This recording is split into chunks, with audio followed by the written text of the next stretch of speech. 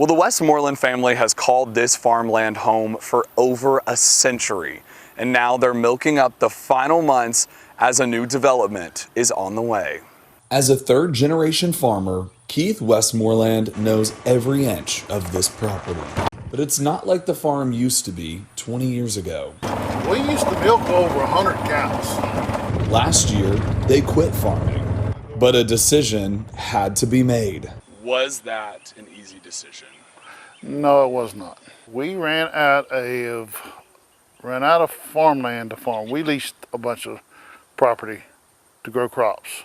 All those have been developed, and we kept picking up land and surviving. And the past 5-6 years, it's been barely keeping the head above water.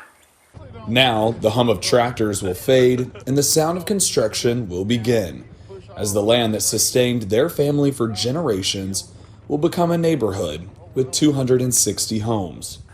We sold because our lifestyle here on this farm has changed and can't go back because of traffic, because of cars.